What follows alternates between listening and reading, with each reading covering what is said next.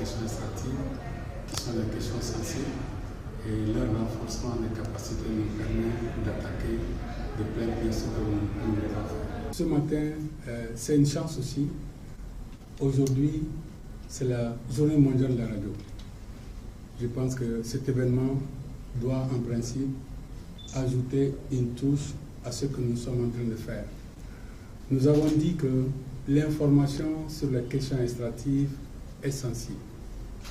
Nous avons besoin de journalistes, d'organes bien formés pour pouvoir distiller la bonne information.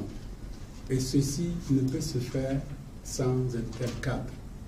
Je crois que c'est un honneur et un plaisir pour moi d'être avec vous ce matin au nom de la Fondation pour le développement Sahel pour entamer la série d'activités que nous voudrons faire sur cette problématique extractive. Encore une fois, merci et bienvenue à ces 2 jours d'échange. Merci. À la fin, nous pensons que ces journalistes sur place vont pouvoir fédérer leurs efforts, se mettre ensemble sur cette problématique extractive.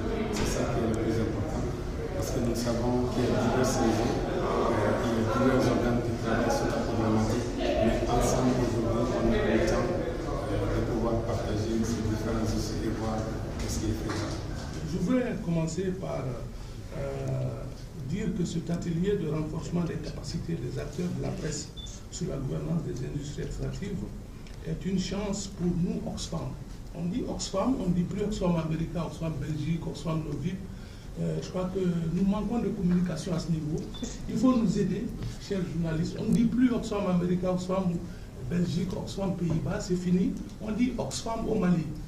Parce qu'au Mali, il y a 7 affiliés Oxfam. Vous avez Oxfam Grande-Bretagne, Oxfam Pays-Bas, Oxfam Amérique, Oxfam Belgique, Oxfam Allemagne, qu'on appelle Oxfam Germanie, Oxfam Intermonde et Oxfam Québec. Alors, si vous devez citer tout le temps Oxfam Québec a financé ça, Oxfam Amérique a financé ça, on ne s'en sort pas. Et ce qui s'est passé, c'est qu'Oxfam a décidé d'être une seule famille, de se confédérer plus et d'avoir dans chaque pays une entité unique qu'on appelle Oxfam au Mali, comme plan international, comme Save the Children. Voilà. Maintenant, la dénomination ici, c'est Oxfam au Mali. Donc pour la presse écrite, quand vous écrivez, ou la télévision, ou la radio, je vous serai très reconnaissant de mettre Oxfam au Mali. Donc la presse nous a toujours accompagnés pour cette campagne. Et nous pensons donc que vous avez considérablement contribué à donner la visibilité à nos actions, mais aujourd'hui, il ne s'agit pas de chercher la visibilité. Il s'agit de travailler ensemble. C'est un partenariat qu'on veut faire, parce qu'on s'est dit, nous sommes une organisation de plaidoyer. Si on veut accroître notre possibilité de changement, de lutte contre la pauvreté, nous devons avoir un partenariat gagnant-gagnant entre la presse et nous, pour que vous puissiez, avec nous, ensemble, mener le combat de la lutte contre la pauvreté. Donc, pour nous, vous êtes des acteurs de changement, vous êtes des acteurs d'influence.